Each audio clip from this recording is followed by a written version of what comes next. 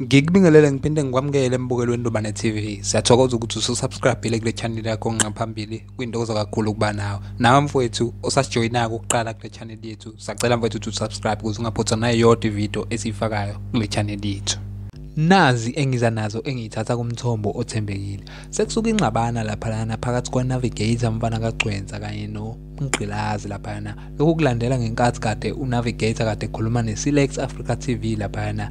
uNavigator uye wakhuluma wabeka kanjena egadla lapha manje umuzo ongena ngoba nakhulambela untu uzotohoza lemculweni uzogcina uhamba ugqimizeke indongeni njengomgqilazi uhamba ufufukala ubala yabo ugcina uphaphathe ngendlela eyisimanga ngoba manje usungeniswa yena neindlala ngicela uthatha ama decision a wrong ne thinking capacity yakho ingasebenza indlela ekufanele isebenza ngayo ngenxa bakhona abantu ongabenzisa lokho mhlawumbe ukube kuthiwa mhlawumbe washuta ngimfunele igenge ngangomlandela omgqilazi ngimlandela uthula ubuke lo uculiso kwenkankani.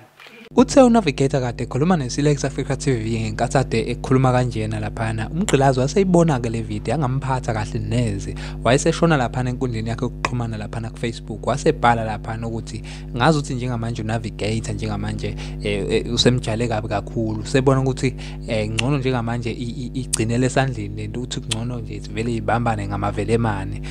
Usho nje kanjalo umfo kaMgqilazi lapha. Usho wacabanga into ecabanga. Ngiyacabanga ntabe yama kuthiwa ngiba ama toilet njengoNavigator ngicina kanjani. Kuthiwa ngiba ama toilet ngibonakala sengenza yonke into.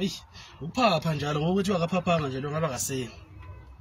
Abakenzi lutho. Yabona nje manje ugupha ama toilet manje uphuphile ekhaya. Kwalahle kumamchunu kwalahleka yonke into lobayimsanganisa. Kuphelile nje ngaye manje. Ngona nathi sihlalele egoli inkosi yami. Siba nje lockdown uhulumeni usivalile uNavigator bayasebenza lekhaya badlana.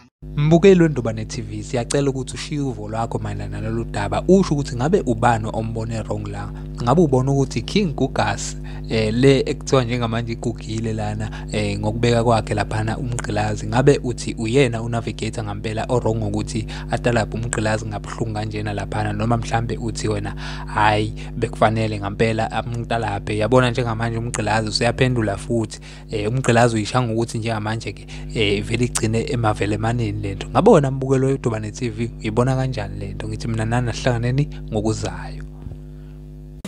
Sengizosuka ngibikela inhliziyo ngokwenzayo yena. Yeah, ngibikela inhliziyo